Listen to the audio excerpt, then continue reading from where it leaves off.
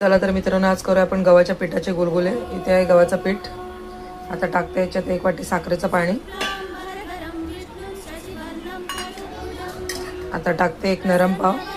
याच्याऐवजी तुम्ही खाण्याचा सोडाही टाकू शकता। इथे इलायची पावडर मी कुटून ठेवले, थोडं साखर टाकून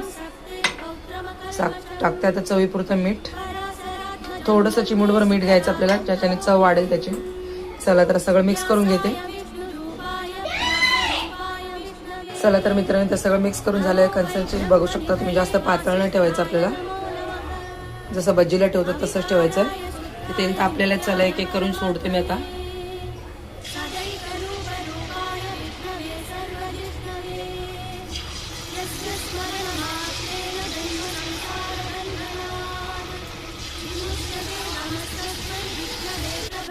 चला तर एक साइड झालेली, आता पलटून घेते मी।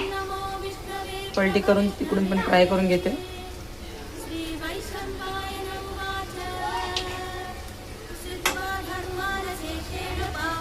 चला दोन्ही बाजूने चांगलं फ्राय करून घेते आणि कुरकुरीत करून घेते जरासा।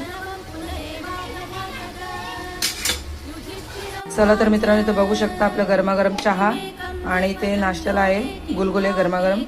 तुम्हाला जर माझ्या रेसिपीज आवडत असतील तर व्हिडिओला लाईक करा, शेअर करा आणि सबस्क्राईब करा आणि जास्तीत जास्त शेअर करा। चला तर आम्ही चहा आणि गुलगुले एन्जॉय करतो। बाय। चला तर मित्रांनो, आज करूया आपण गव्हाच्या पिठाचे गुलगुले। इथे आहे गव्हाचं पीठ। आता टाकते याच्यात 1 वाटी साखरेचं पाणी। आता टाकते 1 नरम पाव। याच्याऐवजी तुम्ही खाण्याचा सोडाही टाकू शकता। इथे इलायची पावडर मी कुटून ठेवले, थोडं साखर टाकून टाकते। आता चवीपुरतं मीठ, थोडंसं चिमूटभर मीठ घ्यायचं आपल्याला, ज्याच्याने चव वाढेल त्याची।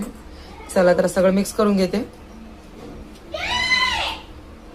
चला तर मित्रांनो, ते सगळं मिक्स करून झालंय। कन्सिस्टन्सी बघू शकता तुम्ही, जास्त पातळ नाही ठेवायचं आपल्याला, जसं भज्जीला ठेवतात तसंच ठेवायचं। ते तेल तापलेलं आहे। चला एक एक करून सोडते मी आता।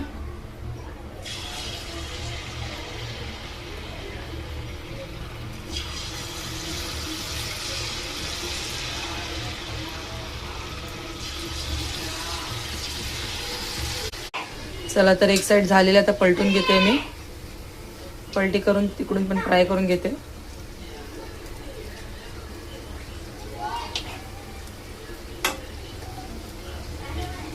चला दोन्ही बाजूने चांगलं फ्राय करून घेते आणि कुरकुरीत करून घेते जरासा।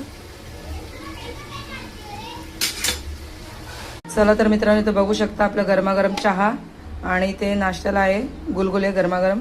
तुम्हाला जर माझ्या रेसिपीज आवडत असतील तर व्हिडिओला लाईक करा, शेअर करा आणि सबस्क्राईब करा।